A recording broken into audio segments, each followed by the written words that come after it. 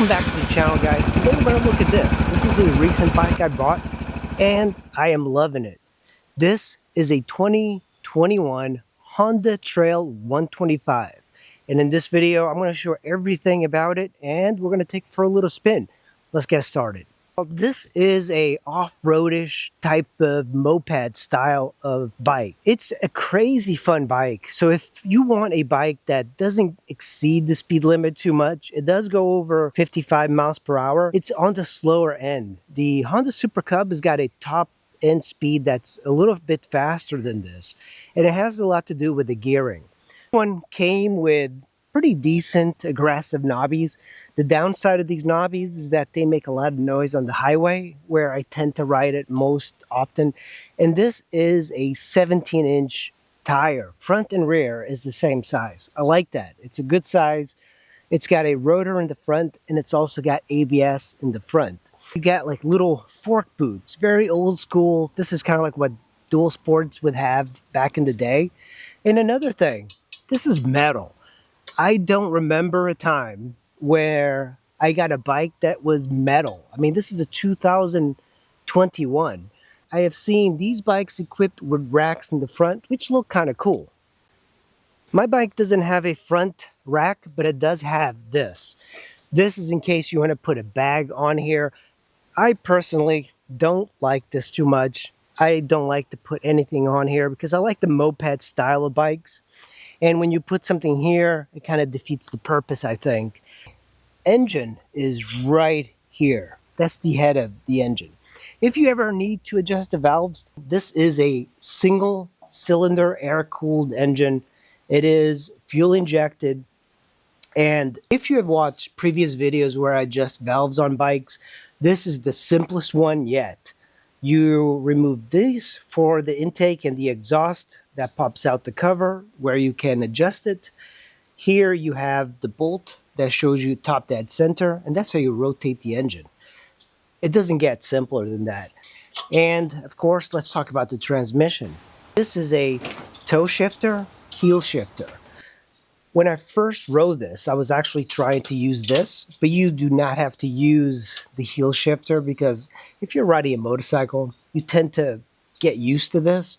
But what happens is that your shoes get a soft spot. So because this bike is sold throughout the world, especially the Super Cub, that they made this so people with sandals or high heels, whatever, I don't know, maybe high heels is people don't ride them.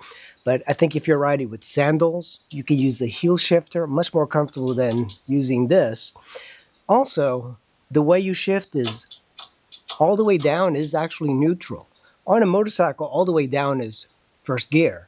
And then in the middle, between first and second, that's where neutral is. But all the way down is neutral, and then you have 4 up. The one thing I would say that you should upgrade these because there's quite a bit of vibration at 50 miles an hour coming through here, and you feel it.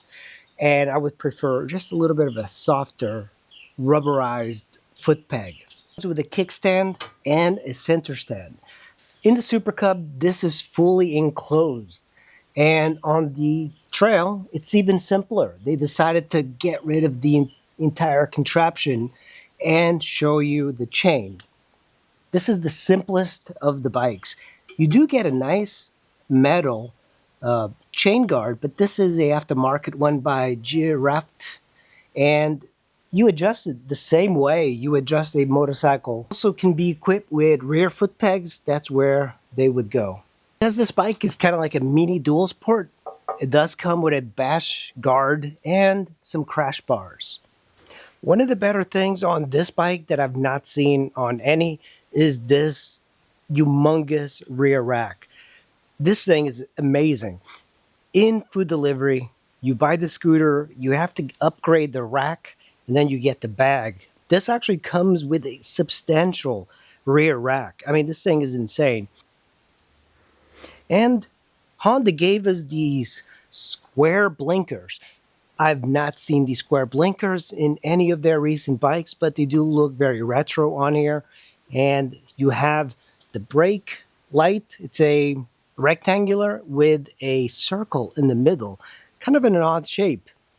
You would think this exhaust would throw off a lot of heat, but it really doesn't. Now, I can't say I know as a passenger how much heat it does create, but it does look cool. It looks retro, especially with the silver finish on this. This particular bike, this trail, has something that the Super Cub doesn't have, and that is a Kickstarter. It's a backup Kickstarter. You're not really supposed to use this every single day for starting it just because it's got an electric start. And that's just pretty darn cool. Definitely added points in my book because if your battery ever dies, you could always get on this, kickstart it, and it'll fire right up.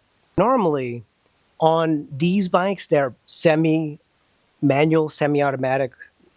You don't use a clutch lever, but this previous owner did put a clutch lever.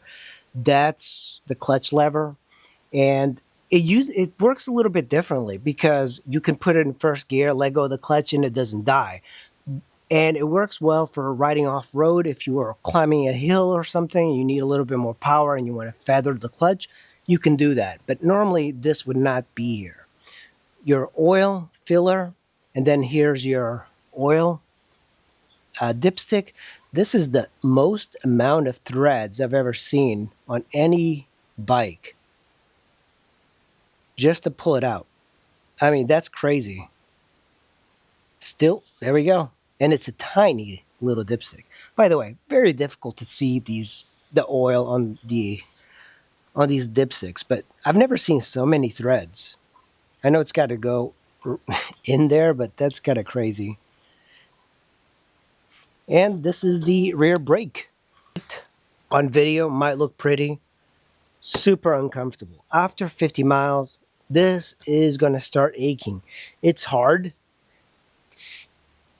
It's a single seater, so you don't have a lot of space to stretch. That's another complaint of this as opposed to a scooter. You don't have any stretching space. This is a constrained bike. It's small. Physically, it's a small bike. It looks like it's a moped. When you sit on the bike and you have your feet on the foot pegs, that's it. That's the position. On a scooter, you have the long seat. You also have the long platform that you can move your feet up and down in order to get a brake. This, it's locked into one position. You take the key, put it here. You can see what's underneath the seat. Pretty simple. That's where your gas cap is. It's a little hard to kind of pull, by the way. They could have put like a little thing here so you can turn it. But this tank is 1.4 gallons, and that's one of the beauties of this bike. Because it's got 1.4 gallons as opposed to the Super Cub's 1 gallon, this thing goes 140, 150 miles on the tank. The Super Cub, I barely made it to 100 because once it starts to flash, you look for a gas station. So here you have a hex, and this is used to get to your toolkit. Honda really thought of it. I mean, this is actually a great idea. You put that hex you remove from the seat, you put it here, you turn it one turn, and that's it. And this pops right out, and you have your toolkit, your registration, your insurance, and maybe some money. And that's it. Love it. It's a brilliant design. These little things make it so much cooler. Because the exhaust, and this is the air intake, everything is high up. The exhaust is high up. The air intake is high up. What this means is that you could actually go through a nice size creek with this thing, and it's not going to bog down. On a scooter, having the airbox much lower, it's going to start sucking water in. The bike echoes simplicity even in the digital counter. It is digital, but that's pretty much it. It is as simple as it could get. You have your indicators here, you have a fuel bar up at the top, and then you have your speedo, and then you have trip 1 and 2 and odometer. And that's it. On the Super Cub, they gave us a gear indicator. Why couldn't they put that here? It wouldn't be that difficult. They do make an aftermarket gauge that you can get that gives you the volts and gear indicator, but I believe it's like $400. So this will do for right now. Another brilliant thing that they did give you is this. There's a little rubberized grommet here. First I was thinking, where would I mount a way to charge my phone? Right here, there's like a rubberized cap that pops out, and you can put a 12-volt socket into here and charge your phone. Left side handlebar, pretty simple. Normally you would not have a clutch lever on a Honda Super Cub or Trail, but you can add one. And this one's got a hydraulic clutch lever. You have your lights, low beam and high beam, your horn, and your turn signals. On the right side, you have your throttle, your front brake, your kill switch, and then your start. I am not a big fan of round mirrors. I think you lose a lot of real estate when you're looking behind. And this bike is so small that you're constantly looking behind that nobody's coming. Well, you know, I didn't know I would be such a big fan of this bike, but I love it. Along with the Honda Super Cub, lately those have been my favorite bikes from Honda. Their mini bikes are amazing. The Monkey, the Grom, the Ruckas, this one, they just have such a good ensemble of mini bikes lately. Honda's really been hitting them out of the park. This one, it has a few cons that I want to talk to you about. The seat is one of the most uncomfortable I have ever had. And the seating position doesn't make it more comfortable. So when you sit on it, you know, it's a moped style. But because the seat is one-seater and you're locked into one position like a motorcycle, on a scooter you move your legs up and down and you can kind of relieve some stress. This one, you're locked in. It's also physically tiny. There's not a lot of room throughout the bike. Also, standing up for riding, your calves actually hit this because the bike actually kind of gets wider as it goes towards the back. Even off-roading, when you're riding and you put your feet down, you're actually kind of hit this part. So it's kind of limiting off-road as well. It's got the 17-inch tires, which they're big enough for off-road, better than a scooter, but not as great as a dual sport with 21-inch front wheels. You also have all sorts of accessories you can get for it. It's easy enough to manhandle off-road because it's so small. You could always pick it up and move it. That's the beauty of this thing. It's not meant for crazy off-roading, but it will cope. Slowly, it will manage. That's one of the reasons people put clutches on these. If they ride somewhere with big hills off-road, you want to be able to clutch it. You're riding in traffic, the bike strikes such a small profile that I found that this, along with the Super Cub, if you live out in suburbs, it tends to be too slow for it. Even when you're going the speed limit, people will want to pass you because they see the entire road in front of you. So constantly people passing. I've never had that big of an issue on any other bike, including scooters. This one is a magnet for it. One of the big pros, it's 140 miles to the gallon. The range is 140. It's $4 gas right now and going higher.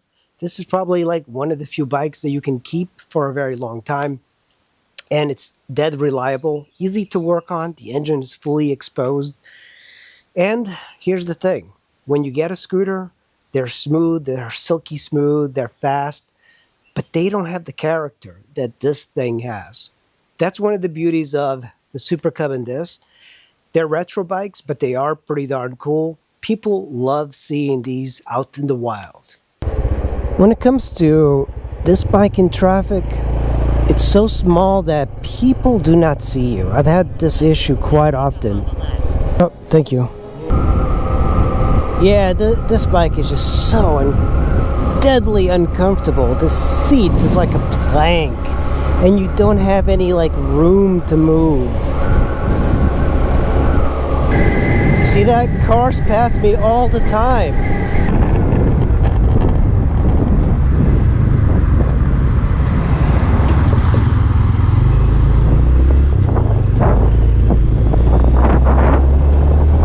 Literally, this thing, 1.4 gallons, it gets you like 130, 140 miles on the tank. Gas is over $4 already. All right, guys, if you prefer this over a scooter, write in the comments below. I'm kind of curious what you would pick for general riding. Would you prefer a scooter or would you pick something like this? Thanks for watching. I'll see you in the next one.